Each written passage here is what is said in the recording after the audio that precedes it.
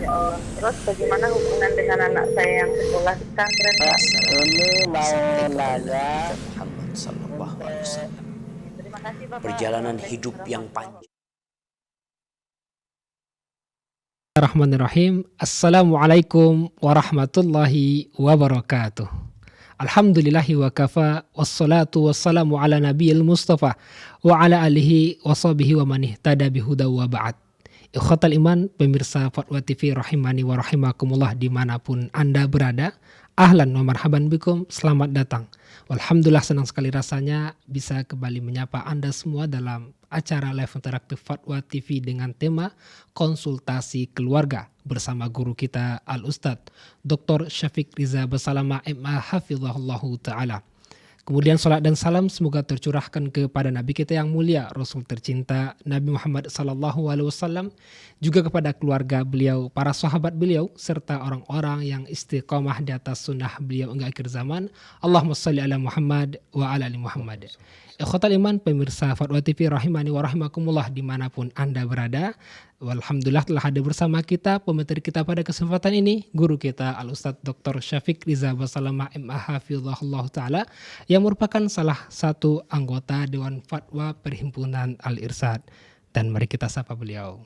Assalamualaikum warahmatullahi wabarakatuh, Ustazana. Waalaikumsalam warahmatullahi wabarakatuh. Ya hala, hayyakumullah, Wahyakallah. as'adallahu lailatak. Amin. Kaif Kaifa halak? halukum? Baik, alhamdulillah. Alhamdulillah. Keluarga gimana? Bi khairin wa afiyah. Alhamdulillah sehat Tambah semuanya. semua. Masya Allah. Gimana antum? Sehat, alhamdulillah. Barakallahu Jazakumullah fikum. khairan. Lama barakallahu kayaknya enggak ketemu antum. fikum. Lama enggak menemani Ustaz di sini, Ustaz. Naam, sahih. Tadi Masya ketemu di Allah. kelas, Ustaz. Alhamdulillah. Alhamdulillah. Alhamdulillah. Gimana, Ustaz, kegiatan perkuliahan di kampus kita yang tercinta? Alhamdulillah kita bahagia banget ya dengan adanya offline ini, paling tidak bisa menghibur ya yang Rindu yang selama sudah ini lama. hanya di depan kamera. Yang kemudian kita nggak tahu ada yang dengerin apa enggak di sana gitu kan. Tuh, Ustaz, barakallah Alhamdulillah. atas waktu kesempatannya, Ustaz. Demikian para pemirsa, alhamdulillah bila telah hadir bersama kita yang insyaallah bersama-sama kita beristifadah dengan beliau nantinya. Ikhwatal iman, pemirsa Fatwa TV rahimani wa rahimakumullah, kami informasikan juga bahwasanya acara ini juga dirilai oleh radio yang tergabung di RTVC, Asosiasi Radio Televisi Islam Indonesia. Di antaranya ada Radio Bimbas Yogyakarta, kemudian Radio Sahabat Tegal Jawa Tengah, Radio MDFM Probolinggo, kemudian Radio Hang FM Batam, lantas Radio Amuba Pangkal Pinang, Radio Sago FM Sumatera Barat, kemudian Radio Gema FM Bontang, Radio Al Hikmah Banyuwangi, Radio Tuah FM Riau, kemudian Radio Madinah Caruban, dan Radio Mas FM Seragen. Kita ucapkan terima kasih wa jazahumullah khairan. Dan untuk berpartisipasi para pemirsa dan juga para pendengar dimanapun Anda berada di 033154460087 sebagaimana yang ada di layar kaca Anda. Baik, sebelum kita memasuki sesi interaktif atau merespon pertanyaan telah masuk di meja redaksi Fatwa TV, kita minta kepada Al-Ustadz untuk menyampaikan nasihat sebagai kalimat pembuka. Faltafadhal maskurum ajura. Jazakumullah khairan. Alhamdulillah, segala puji bagi Allah. Wassalatu wassalamu ala Rasulillah. Salat dan salam semoga senantiasa tercurahkan untuk utusan Allah, untuk baginda Nabi kita Muhammad alaihi salatu wassalam, untuk keluarga beliau, untuk istri-istri beliau, untuk putra-putri beliau, dan untuk seluruh sahabat Nabi. Semoga Allah meridhai kita bersama mereka. Amma ba'd, ahibati fillah.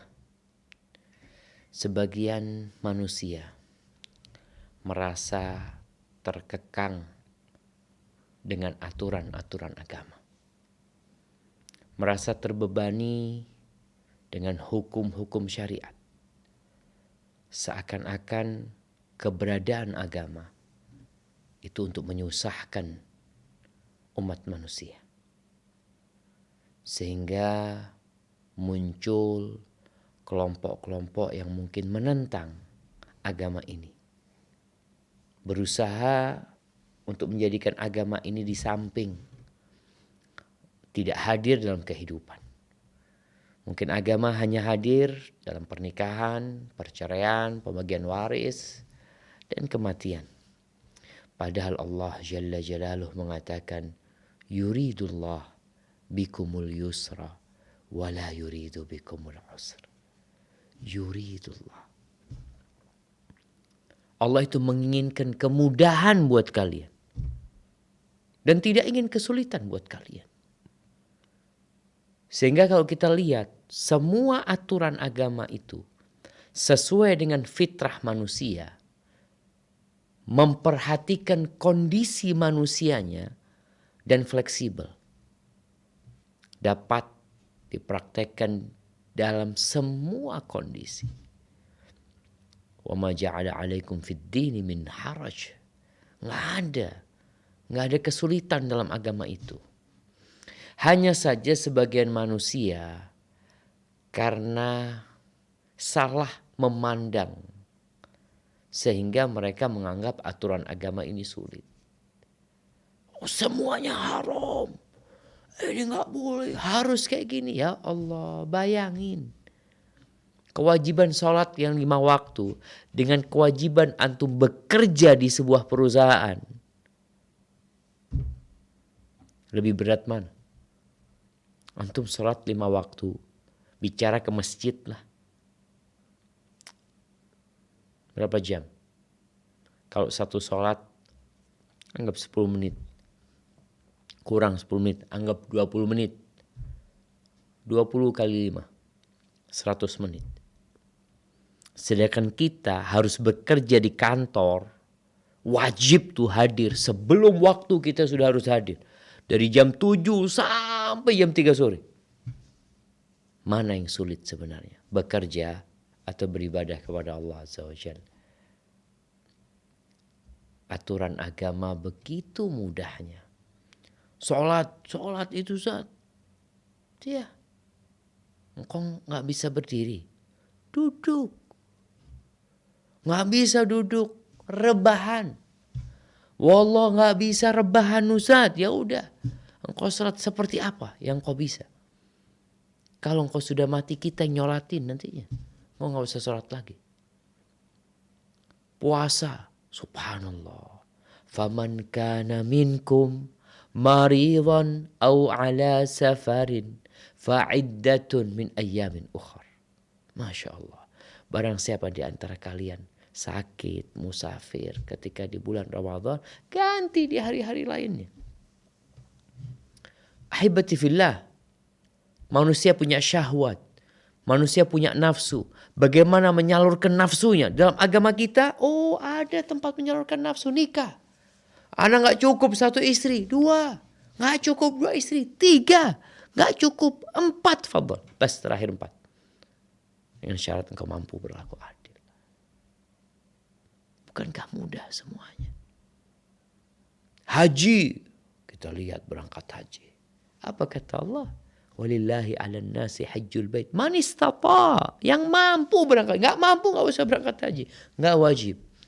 Bahkan Allah Azza wa Jalla mengatakan fattaqullaha mastata'tum, bertakwalah kepada Allah sesuai dengan kemampuan kalian. Agar manusia tidak merasa terbebani ketika disuruh beribadah. Wallah anak enggak mampu, anak ini enggak mampu, enggak usah dikerjain. Dan Rasul sallallahu alaihi wasallam mengatakan inna hadzal din yusr. Sesungguhnya agama ini mudah. Agama ini mudah.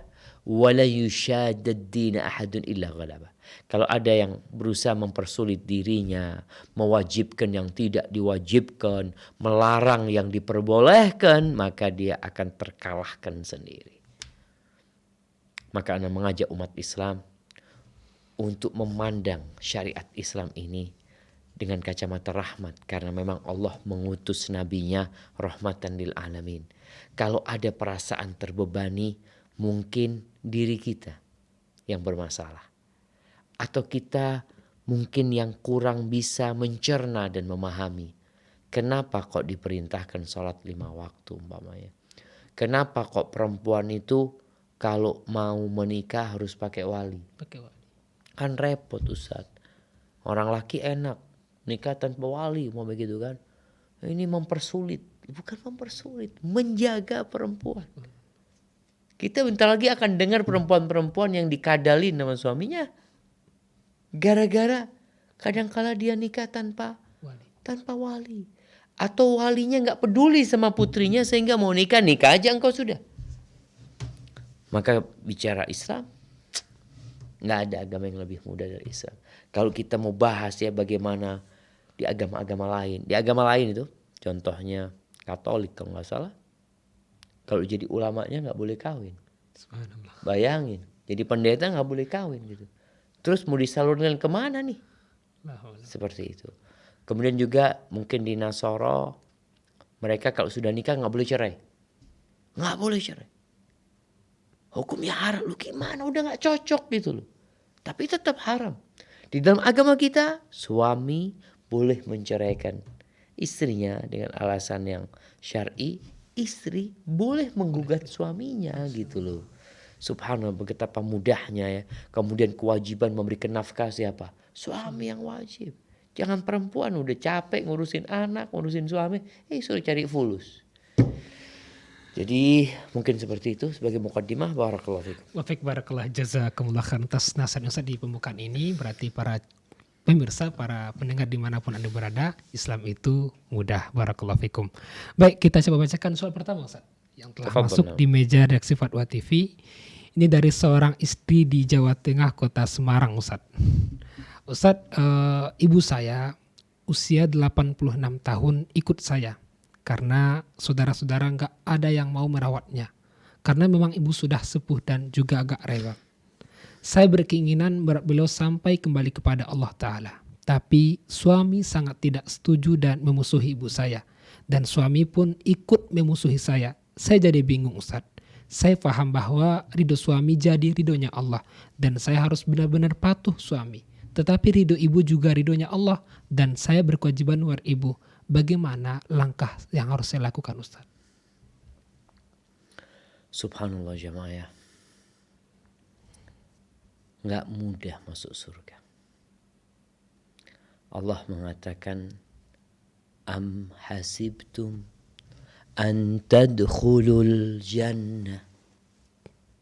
Apakah kalian mengira kalian dapat masuk surga?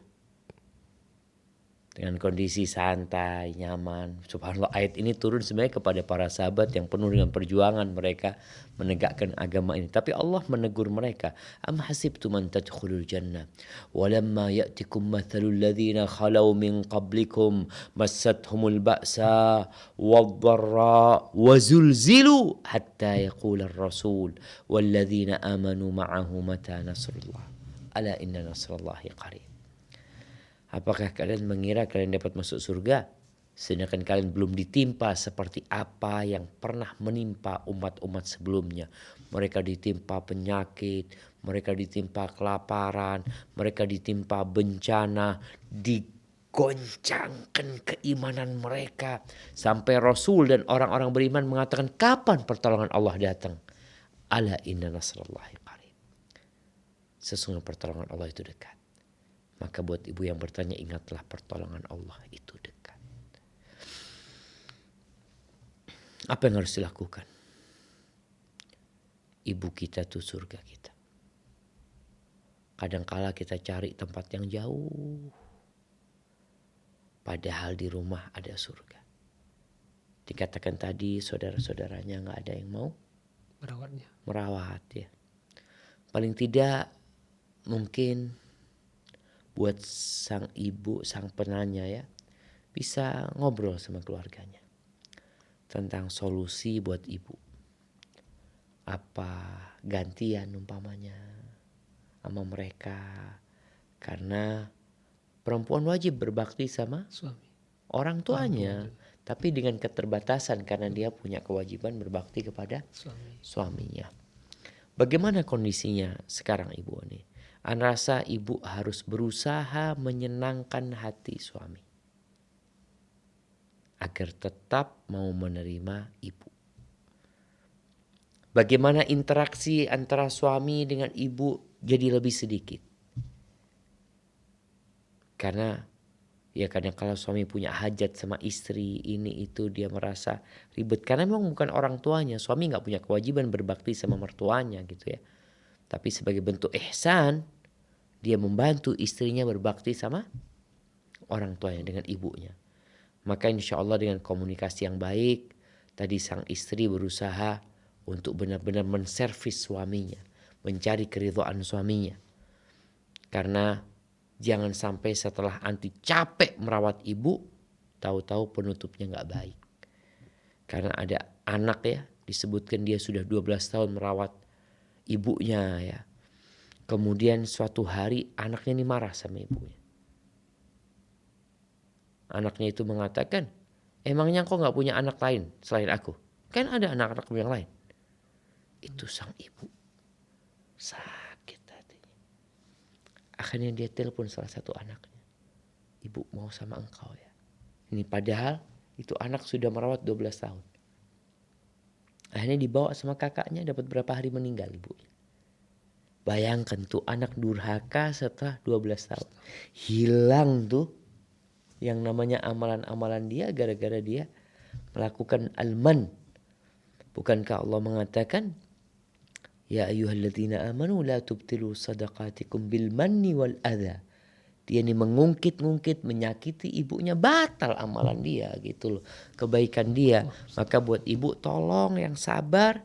Dan bagaimana mengkondisikan suami. Dengan memberikan pelayanan yang lebih baik.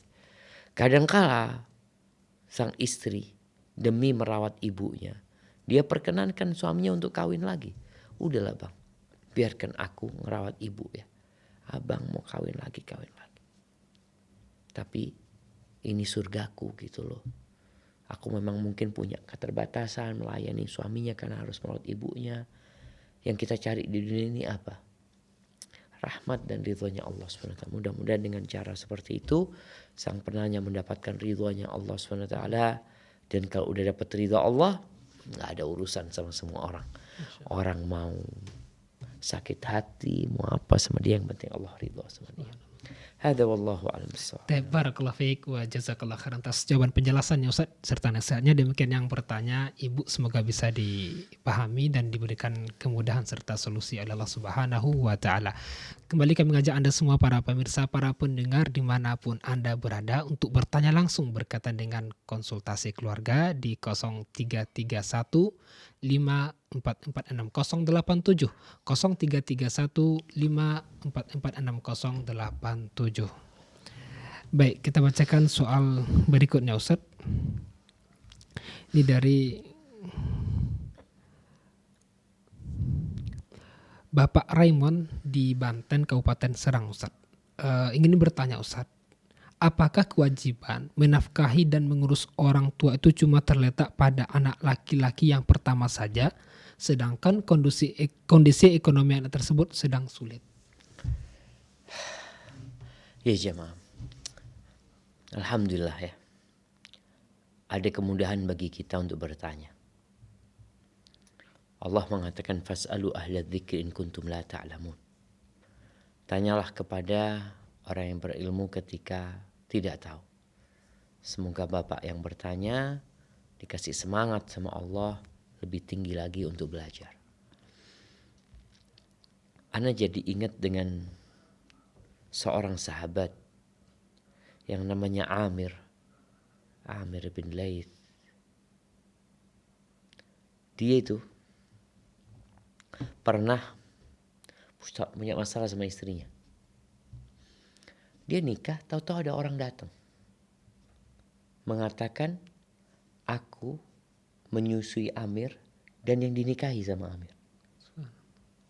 Kata Amir, kan saudara susu mahram gitu. Akhirnya Amir itu di Mekah, dia masuk Islam setelah menaklukkan kota Mekah. Amir itu meninggalkan Mekah, naik ontanya berangkat ke Madinah untuk tanya sama Nabi SAW. Perjalanan 435 km ya, ditempuh kira-kira 7 hari, 6 sampai 7 hari. Hanya untuk bertanya itu, ya Rasulullah, dia ceritakan. Mungkin dia nggak pernah ngasih tahu aku ya Rasulullah. Aku juga nggak tahu kalau dia saudara susuku. Kata Nabi SAW, wa kaifa wa qad qila. Gimana kalau sudah dikatakan dia saudara susumu? Ya udah, akhirnya ditinggal sama Amir. Dia pulang lagi. Bayangkan dia berangkat dari Mekah ke Madinah, ternyata jawabannya tidak sesuai dengan yang dia harapkan gitu. Tapi seorang muslim ya taat, patuh ya. Sedangkan sekarang banyak orang nggak pernah tanya urusan agama, padahal tinggal WA, tinggal tulis ya. Ini Bapak Raymond ini bagaimana, saudara-saudaranya nggak peduli, nggak bertanya. Tapi beliau bertanya, alhamdulillah. Beliau bertanya karena beliau sepertinya anak yang pertama. Seperti itu. Yang lainnya nggak mau tanya, nggak ada urusan. Katanya orang dulu anak pertama tuh tanggung jawab. Jadi kewajiban berbakti kepada orang tua, kewajiban memberi nafkah kepada orang tua itu kewajiban semua anaknya. Laki perempuan. Yang perempuan juga Ustaz, ya sesuai dengan kemampuannya dan dengan keterbatasan dia sebagai seorang perempuan. Kadang-kala ada anak perempuan yang fulusnya banyak. Yang dia kerja, dia punya usaha gitu loh. Jangan mengatakan anak perempuan, iya engkau juga wajib berbakti kepada orang tuamu. Tapi semua dengan keterbatasannya. Taib, memang kata orang dulu, satu ibu bisa mengerawat 10 anak. Ya. Tapi 10 anak kadang-kala nggak mampu merawat satu ibu. Satu ibunya. Bayangkan kalau dibagi itu, 10 anak ini ngerawat ibunya sebulan tuh cuma 3 kali gitu. Itu gak mampu gitu. Yang ini, yang itu macam-macam. Jadi buat bapak yang bertanya, ketahuilah bahwasanya kewajiban berbakti, kewajiban memberikan nafkah itu kewajiban semua anak. Bukan hanya anak pertama. Sebagaimana hal ini perlu difahami juga. Kadang-kadang di masyarakat anak pertama itu nguasain warisan. Karena dia merasa dia yang merawat orang tuanya. Enggak, kewajiban-kewajiban bersama. Dan ketika orang tua meninggal dunia, warisan itu milik semua anaknya. Tapi sepertinya orang tuanya tidak meninggalkan warisan. Malah kesulitan hidupnya. Terus apa yang harus dilakukan? Ya ngomong sama saudara-saudaranya. Allah itu mengatakan wa tawassaw bil haqq wa tawassaw bis sabr. Perlu adanya saling nasihat menasihati. Apalagi beliau seperti anak pertama. Sehingga kalau bicara anak pertama kan adik-adik itu bisa dipanggil adik-adik ya. Jadi kalau bicara kewajiban itu kewajiban bersama sebenarnya. Ada sebuah kisah ya. Di dalam kitab Al-Bir Wassilah kalau nggak salah. Tentang kisah seorang, ada 4 bersaudara. Ibunya sudah tua. Ngobrol nih kemudian kakaknya yang paling tua ngomong sama adik-adiknya. Siapa nih yang mau ngerawat ibu? Semua tahu bahwasanya ibu itu atau bapak orang tua itu adalah pintu surga yang paling indah. Siapa yang mau merawat ibunya? Dalam diskusi itu sang kakak mengatakan yang ngerawat ibu gak dapat warisan. Yang ngerawat ibu. Yang ngerawat ibu. Udah capek ngerawat ibu gak dapat warisan. Adik-adiknya mundur semua. Enggak kalau gitu. Kata kakaknya sudah aku yang ngerawat. Kakaknya ini kepingin ngerawat ibunya. Gimana dia dapat warisan? Dia bawa surga ke rumahnya gitu loh. Apa kata dia, sudah kita bikin kesepakatan. Udah gak dapat warisan. Kalau yang ini yang terjadi semua berlepas tangan. Padahal itu surganya. Berkah ada di situ ya. Bagaimana doanya anak yang berbakti sama orang tua. Itu mustajab. Maka buat bapak yang bertanya, jangan putus asa. Dengan kondisi ekonomi yang sulit, kalau memang adik-adik tidak mau berbagi setelah kita memberikan nasihat kepada mereka, tetap bergantung sama Allah Jalla Jalaluh. Innallaha huwar razzaq dzul quwwatil matin. Sesungguhnya Allah itu maha pemberi rizki, dia yang maha kuat dan maha perkasa Allah Jalla Jalaluh. Dan buat seorang, nih buat bapak ketika keluar rumah bekerja, niatkan untuk memberikan nafkah kepada orang tuanya, niatkan untuk memberikan nafkah kepada anaknya. Kata Nabi SAW, in kharaja yas'a. Kalau dia keluar berusaha, ala abawaini syaikhaini kabirain, au ala waladihi sigharan fahuwa fi sabilillah. Maka dia terhitung fi sabilillah. Seperti mujahid jalan Allah. tapi niatnya benerin gitu loh. Barakallahu fikum. Baik, barakallah, jazakallah khairan Ustaz atas jawaban penjelasannya. Demikian yang bertanya, semoga bisa dipahami dan tampaknya sudah ada penelpon yang terhubung Ustaz. Masya Kita Allah, coba tafadhal. sapa. Assalamualaikum Fatwa TV. Waalaikumsalam warahmatullahi wabarakatuh. Ya, silakan Bapak Rahmat di Kalimantan. Ya. Assalamualaikum Pak Ustadz. Waalaikumsalam warahmatullahi wabarakatuh. Barakallahu fiik. Nam, tafadhal. Bapak Rahmat. Bagus saja Pak Ustadz kabarnya. Alhamdulillah sehat semuanya. Di Ya. mana di Kaltim nih? Ya di Kaltim Pak. Di mana di Kaltim? Selamat Pak ini. Kaltim di Samarinda Pak. Samarinda, masya Allah, masya Allah. Kapti Pak, nikah itu aja. Alhamdulillah, baras kafi. Barakallahu fiik. Nam, tafadhal Bapak Rahmat. Dari Pak Ustadz Pak. Amin amin. Dari mana Pak? Bagaimana Pak? Alhamdulillah, baras kafi. Beres Kapti, Sar Kapti Pak. Sehat. Ke Pak Ustadz pada Beres Kapti Jember Pak. Oke. Alhamdulillah, kamu ke kafi baras saya. Saya. Nah, begini Pak, pertanyaannya begini. Nanti kan kalau kita ini meninggal ada 3 Pak ya yang bisa mampu mengirim kita setelah di alam kubur Pak ya. Terutama di dalam kubur yaitu anak yang saleh, amal jariah, ilmu yang berguna. Kan begitu Pak Ustadz? Naam. Nah, jadi cuma ini untuk membentuk ketiganya ini rasanya kok sangat berat ini Pak Ustadz.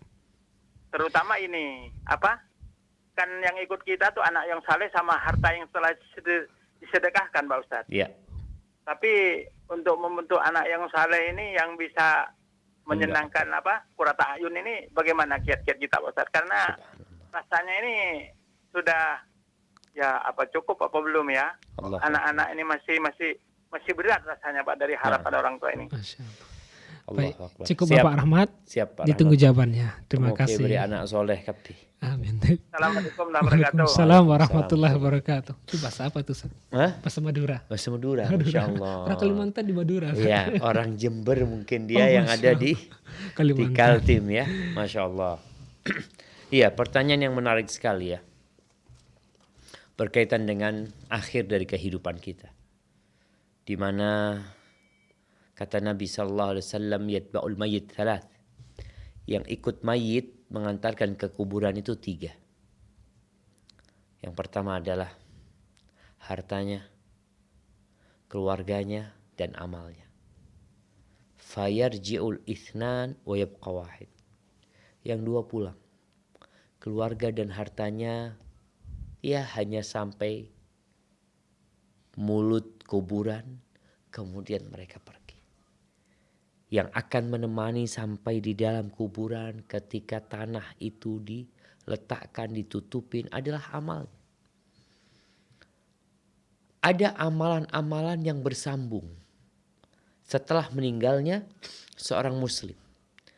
Dan orang yang cerdas adalah orang yang mempersiapkan untuk masa kematiannya. Orang di tempat kita nih, orang cerdas itu orang yang ketika pensiun sudah punya usaha, ya, punya ini. Jadi dia mempersiapkan untuk masa tuanya. Sebenarnya orang yang cerdas itu yang mempersiapkan untuk masa kematiannya. Kalau dia masih hidup, dia masih bisa berusaha. Kalau mati nggak ada. Maka dia usahakan sebelum mati memperbanyak amal. Dan ternyata ada amal-amal tadi yang disebutkan oleh Bapak Rahmat ya. Mayit itu kalau meninggal dunia ada 3 yang tidak akan putus. Semuanya putus kecuali 3. Yang pertama shadaqah jariyah. Yang kedua ilmu yuntafa' bihi. Yang ketiga walad salih yad'u lahu. Anak soleh yang senantiasa mendoakan.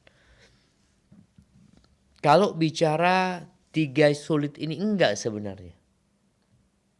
Tadi kita bicara di awal Islam itu mudah. Islam itu mudah gitu loh. Memang butuh bantuan Allah. Makanya tatkala Mu'ad bertanya kepada Nabi SAW, ya Rasulullah, dullani ala amalin yudkhilunil jannah wa yuba'iduni anin nar. Tunjukkan kepada aku amalan yang memasukkan ke surga, yang menjauhkan aku dari api neraka. Apa kata Nabi SAW? Laqad sa'alta an azim. Wa innahu la yasirun ala man yassarahu Allah alaih. Engkau telah bertanya tentang masalah yang besar. Tapi sesungguhnya itu adalah masalah yang ringan, yang mudah bagi orang yang dimudahkan sama Allah. Ini jawabannya Pak Rahmat. Jadi kita kalau merasa sulit ya kita minta kemudahan sama Allah Azza wa Jalla. bagaimana kita memiliki 3 hal tersebut. Bicara anak, ya kita ikutin aturannya. Baca doa ketika mendatangin istri, ketika anak itu lahir kita kasih nama yang baik ya, kasih terus akikah. Karena ada orang ngasih nama anaknya nggak benar gitu. Ada yang nama anaknya ribut. Ribut terus kerjaan. Anaknya ribut terus gitu. Berikan nama yang baik, Abdullah, Abdurrahman, nama para nabi, nama para sahabat umpamanya. Kemudian setelah itu jangan lupa untuk diakikahin. Setelah akikah diperdengarkan kepada anak-anak ini suara-suara yang indah, lantunan Al-Qur'anul Karim ya, ucapan-ucapan yang baik ya. Kadang-kala orang tua, bapak ibu ini manggil kadang-kala dengan ucapan-ucapan yang buruk akan terekam sama anaknya. Kemudian setelah itu berdoa. Sebelum lahir aja kita udah berdoa. Setelah lahir kita terus berdoa. Doanya ya terserah sih. Mau baca doa apa aja untuk kebaikan anak-anak kita. Di antaranya mungkin yang ada di surat Al-Furqan ya. Ayat 72 kalau salah 74. Rabbana hablana min azwajina wa dzurriyyatina qurrata a'yun waj'alna lil muttaqina imama. Kemudian pendidikan sejak dini. Seperti sabda Nabi SAW, muru auladakum bis salali sab'in. Suruh anak kalian sholat sejak umur 7 tahun. Kemudian dipukul kalau 10 tahun. Gak sholat ya. Kemudian juga bagaimana Nabi meminta perlindungan SAW buat Hasan dan Husain. Wa'idhukuma bikalimatillahi tammati min syarri syaitanin wahama wa min kulli ainin lama. Terus nanti bagaimana memilihkan sekolah. Ya setelah itu ya serahkan sama Allah. Kita berusaha semaksimal mungkin ya. Makanya kita harus benar-benar bergantung sama Allah. Apalagi kalau anak. Ingat anaknya Nabi Nuh. Kan'an. Gimana dakwahnya Nabi Nuh itu 950 tahun. Ini anaknya gak mau. Istrinya sama juga. Sampai ketika Nabi Nuh sudah naik perahu. Kelihatan sama anaknya. Gimana perasaan bapak? Dia mengatakan, ya bunayyar kam ma'ana. Wala takun ma'al kafirin. Ananda naik. Naik ke kapal. Naik, jangan bergabung sama orang-orang kafir. Apa kata anaknya? Sa'awi ila jabalin ya'simuni minal ma. Aku akan mendaki gunung yang akan menyelamatkan aku dari air. Ya Ustaz. Sampai titik terakhir Nabi Nuh itu tetap mendakwain anak. Kata Nabi Nuh, la asimal yaum min amrillah. Nggak ada. Ya udah.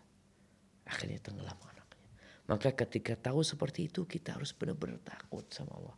Orang tuanya perlu menambah amal soleh ya, menambah doa, menambah sedekah, menambah puasa demi agar Allah menjaga anak-anaknya. Cerita di surat Kahfi itu, bapaknya udah mati.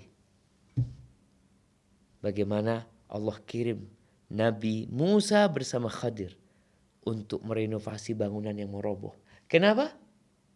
Di bawahnya itu ada harta tersimpan buat 2 anak yatim di kota. Wa kana abuhuma salihah. Kenapa? Bapaknya orang soleh. Maka insya Allah kalau kita berusaha untuk menjadi orang soleh, semoga Allah menjaga anak-anak keturunan kita, apalagi di masa yang penuh dengan fitnah seperti ini.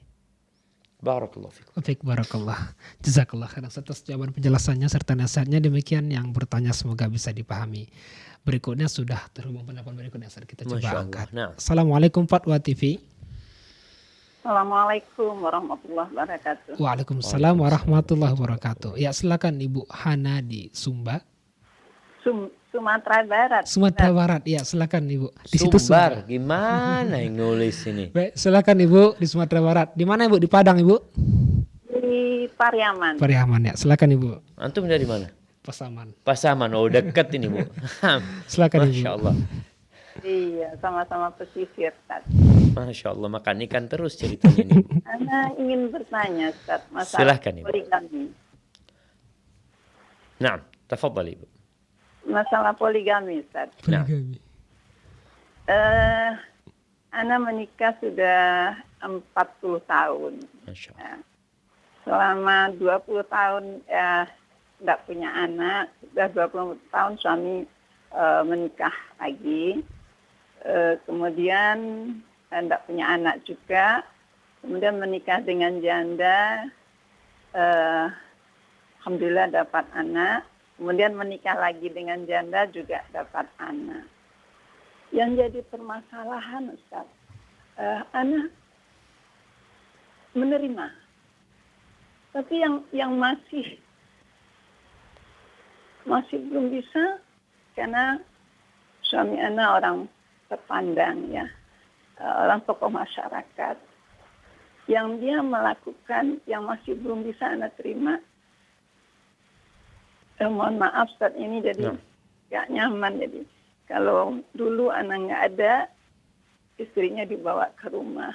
Itu rasanya pilu, Ustaz. Nah sekarang anak sudah kasih tahu, dia marah, tapi berubah. Dan sekarang, setiap saat, dia video call terus lagi di rumah anak. Istrinya sering dibawa. Sedangkan perasaan ini belum bisa menerima. Saya sudah menerima, tapi yang setiap saat video call di depan kita, dia ada di rumah istrinya, saya tidak pernah mau mengganggu gitu. Tapi apakah ini merupakan harus wajib saya menerima dengan senang, menyenangkan? Katanya senang kalau saya menerima istrinya. Saya terima, tapi dengan dibawa ke rumah saya, kita lagi makan, sini, padahal cuma duduk aja, istrinya suruh ke rumah saya, dia misalnya di jalan nelpon, ya udah mampir sini. Rasanya tuh susah bagi saya untuk mengikhlaskan itu, Ustaz. Susah sekali. Apakah dengan cara begini boleh gitu saat meminta berpisah gitu? Karena kalau kita kasih tahu sama dia marah, nanti yang terlontar yang nggak baik gitu, Ustaz. Subhanallah. Mohon maaf, Ustaz. Siap. Baik, ditunggu jawabannya Ibu Hana di Sumatera Barat. Terima kasih. Silakan Ustaz. Barakallahu fiik. Assalamualaikum warahmatullahi wabarakatuh. Waalaikumsalam warahmatullahi wabarakatuh. Nah, jadi memang yang kadangkala merusak citra poligami itu adanya orang-orang praktisi poligami yang tidak menjalankan poligami yang sehat. Perempuan itu punya perasaan yang kadangkala ya suami dituntut untuk memahami perasaan perempuan tersebut ya. Di antara hak perempuan itu hak tempat tinggal. Yang Allah Azza wa Jalla mengatakan askinuhunna min haitsu sakantum min wujdikum wala tudarruhunna. Tempatkan perempuan-perempuan itu di rumah yang sesuai dengan kemampuan kalian. Jangan membahayakan mereka. Di antara bentuk membahayakan mereka adalah mengumpulkan di satu rumah. Dibawa satu rumah, akhirnya terjadi keributan. Itu termasuk membahayakan. Tapi kan kondisinya suami ibu tadi nggak peduli. Dan yang bertanya bukan suaminya, sehingga Ana bisa memberikan nasihat kepada suaminya. Karena yang bertanya Ibu Hana, Ana rasa ibu perlu bersabar. Sabar itu menahan diri. Ada tingkatan di atas sabar yaitu ridho, menerima. Ibu menerima poligami suami, tapi tidak sabar dengan sikap suami. Maka apa yang perlu dilakukan adalah menyabarkan diri. Bagaimana supaya sabar? Melihat kepada kebesaran Allah Jalla Jalaluhu. Rasul SAW pernah menceritakan kepada para sahabat bahwa akan datang satu masa di mana ada pemimpin-pemimpin yang menuntut haknya, hak pemimpin kepada rakyat, tapi tidak memberikan hak rakyat. Jadi dia tidak melaksanakan kewajibannya. Terus sahabat bertanya kepada Nabi SAW, apa sikap kita? Kata Nabi SAW, a'tuhum haqqahum. Berikan hak pemimpin kalian. Wasalullaha alladzi lakum. Adapun berkaitan dengan hak kalian yang kalian tidak dapatkan dari pemimpin kalian, minta sama Allah Azza wa Jalla. Maka buat Ibu Hana, anggap ini sebagai musibah untuk menguji kesabaran, mengangkat derajat, menghapuskan dosa-dosa yang konsekuensinya perih dan pedih di hati. Tapi orang yang bersabar melakukan hal itu, kata Rasul sallallahu alaihi wasallam, innama yuwaffas sabiruna ajrahum bighairi hisab. Sesungguhnya orang-orang yang bersabar itu akan dikasih balasan tanpa takaran, tanpa perhitungan. Karena memang kesabaran itu berat. Maka ana rasa Ibu Hana menghadapi yang seperti ini, sabar. Ya, ujian Ibu Hana tidak sebesar ujian yang diterima oleh istrinya Fir'aun, Asya binti Muzahim. Ujian ibu tidak seberat ujian yang diterima oleh ibunya Ammar. Bagaimana dia disiksa, yang Nabi SAW kalau melewatin keluarga ini disiksa, Nabi mengatakan kepada mereka, sabran ala Yasir, sabar keluarga Yasir, sabar. Fa inna mau'idakumul jannah, tempat kalian adalah di surga. Ketika kesabaran itu mulai hilang, gak kuat lagi, maka ibu hamparkan sejadah. Wa ma sabruka illa billah. Kesabaranmu itu dengan meminta pertolongan kepada Allah Azza wa Jalla. Dan Allah mengatakan wasta'inu bis sabri was salah. Minta tolonglah kepada Allah dengan kesabaran, yaitu menahan diri dan dengan mengerjakan salat. Rasulullah sallallahu alaihi wasallam, idza hazabahu amrun fazi'a ila shalah. Beliau kalau ditimpa satu perkara, maka beliau larikan ke salat. Daripada ibu kemudian terus menyimpan perasaan itu sama suami, ya udah larikan ke salat ya. Ana rasa dengan cara seperti itu semoga Allah memperbaiki suami ibu.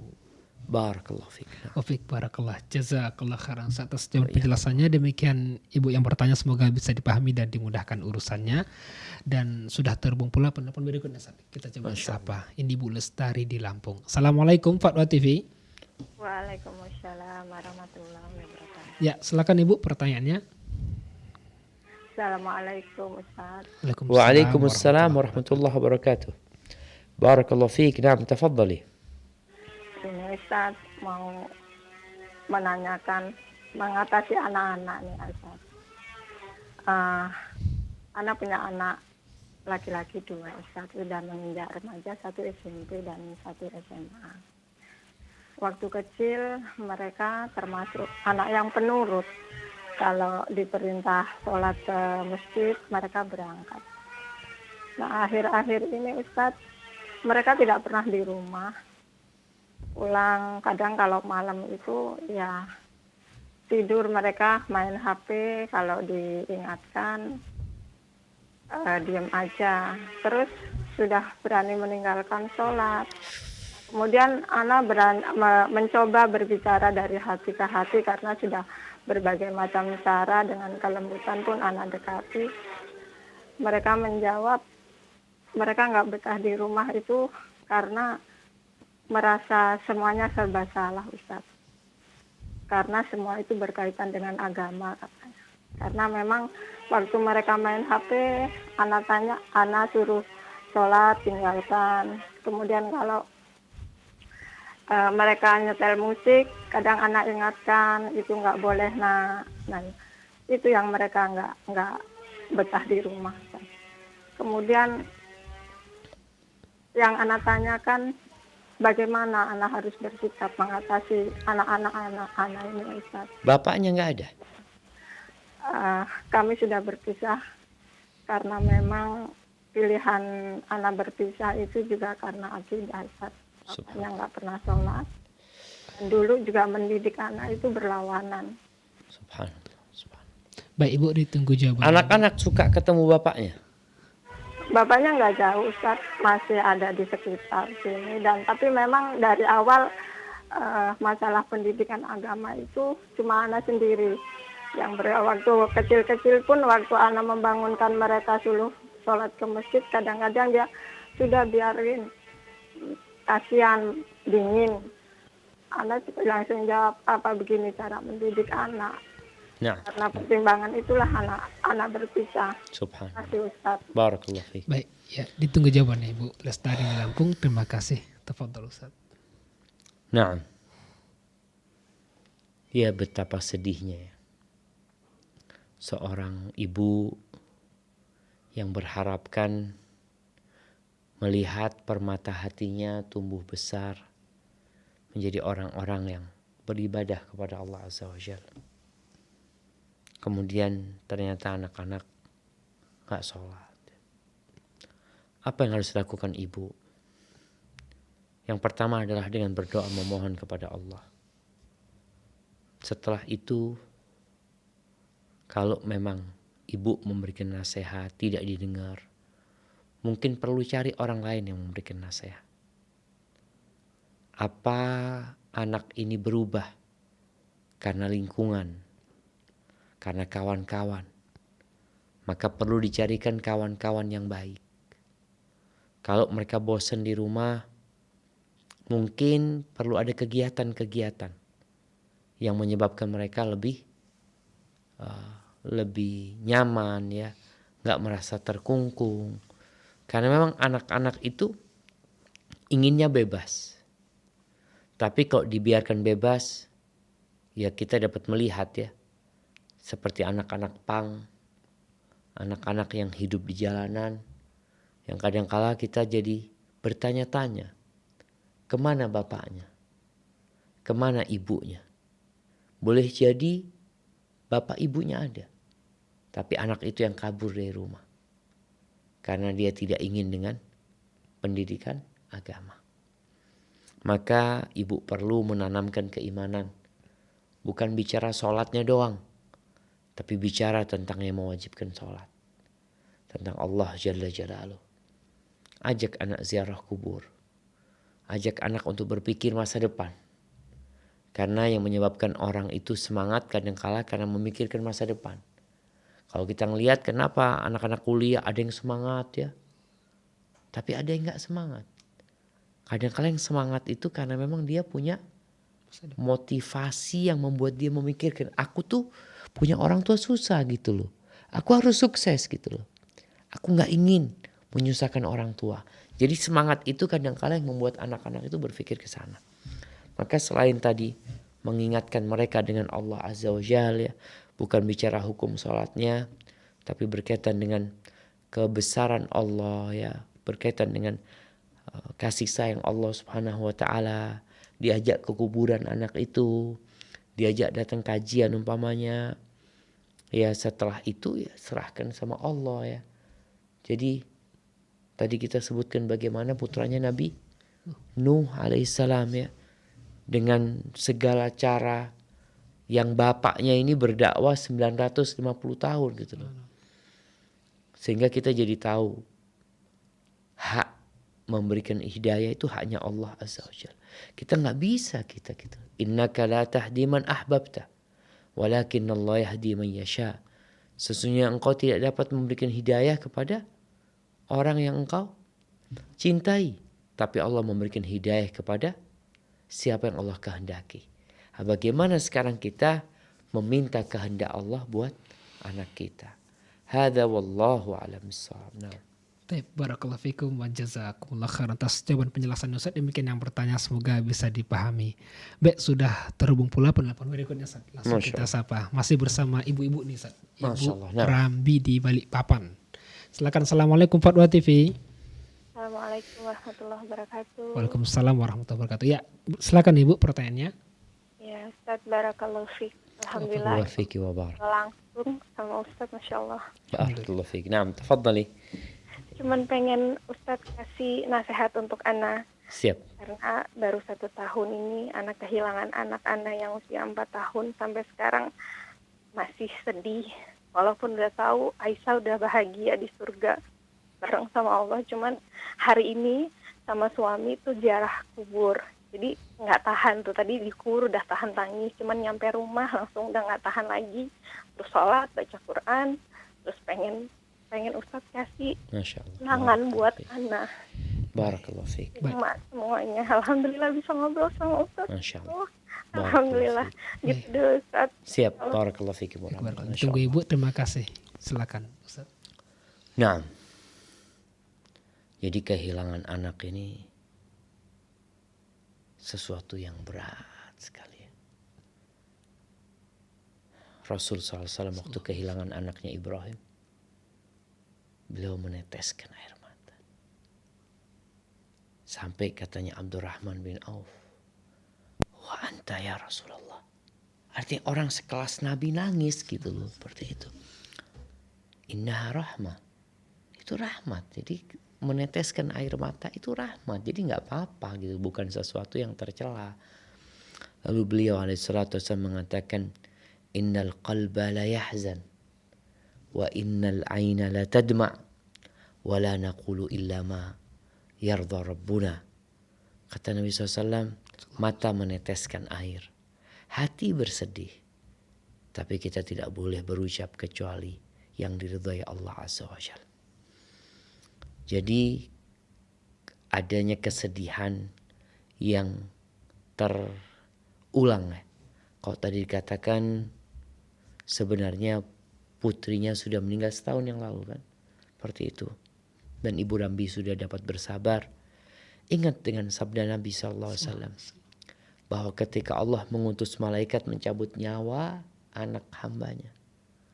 Lalu ketika malaikat itu datang, Allah bertanya kepada mereka, "Qabattum walada abdi?" Engkau cabut nyawa anak hambaku? Qalu na'am. Ya. Qabattum thamrata fuadi? Yang kau cabut itu buah hatinya? Qalu na'am. Madza qala abdi? Allahu Akbar. Allah tahu apa yang dikatakan hambanya. Tapi Allah dengan percakapan ini ingin menunjukkan keutamaan buat orang yang ditinggal mati anaknya. Madza qala abdi? Qala hamidaka wastarja. Dia memujimu ya Allah. Dan dia mengatakan inna lillahi wa inna ilaihi raji'un. Ini tingkatan. Ya anak kau lihat. Apa kata Allah SWT? Ubnu li abdi baitan fil jannah. Bangunkan buat hambaku ini rumah di surga. Ini orang yang masih hidup di dunia. Allah sudah bangunkan buat dia rumah di surga. Bukan sembarangan rumah. Wasammuhu baital hamdi. Kasih nama rumahnya rumah pujian. Karena ini orang tingkatnya bukan cuma sabar, tapi dia memuji Allah Azza wa Jalla. Maka buat ibu yang bertanya, jangan sampai kehilangan rumah tersebut. Terus bagaimana anak-anak nanti? Anak-anak itu berada di pemeliharaan Nabi Ibrahim alaihissalam. Jadi anak-anak yang kecil itu yang meninggal dunia dari umat Islam dibawa kafalah itu Ibrahim alaihissalam. Dan kelak ketika dibangkitkan hari kiamat, tatkala orang-orang digiring menuju ke neraka, mereka melewatin sirat. Anak-anak itu juga akan melewatin sirat. Lalu tatkala pintu surga dibukakan dan orang-orang itu berdesakan masuk surga, anak-anak itu gak mau masuk surga. Sampai dikatakan kepada mereka, Allah bertanya kepada mereka, malahum munhabitun. Kenapa mereka nggak mau masuk tertahan di situ? Apa kata anak-anak itu? Dia mengatakan, hatta ya'tiya abauna. Kami akan tetap di sini sampai orang tua kami datang.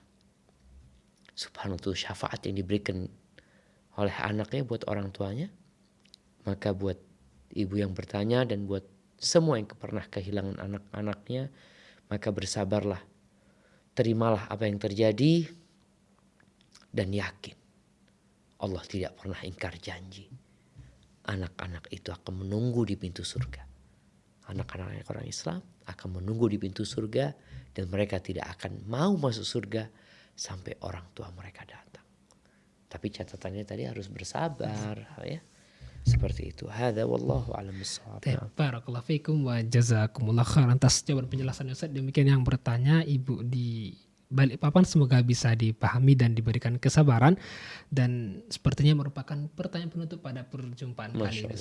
Jazakumullah khairan, barakallahu fikum. Sampai ketemu kembali Ustaz insyaallah di pertemuan berikutnya. Demikian para pemirsa Fatwa TV dan juga para pendengar radio di mana saja Anda berada yang dapat kami sajikan pada kesempatan ini, dan terus saksikan acara live interaktif Fatwa TV setiap hari Senin hingga Jumat setiap pekannya. Dan untuk mendapatkan informasi kegiatan Dewan Fatwa Perhimpunan Al-Irsyad dan juga Fatwa TV, Anda dapat akses di website www.dewanfatwa.com. Syukran wa jazakumullah khairan atas kebersamaan semua. Kita tutup dengan baca doa kafaratul majelis. Subhanakallahumma wa bihamdika asyhadu an la ilaha illa anta astaghfiruka wa atubu ilaik. Wassalamualaikum warahmatullahi wabarakatuh. Ya Allah. Terus bagaimana hubungan dengan anak saya yang sekolah di pesantren? Ini mau nanya, Muhammad sallallahu alaihi wasallam. Terima kasih Bapak. Perjalanan hidup yang panjang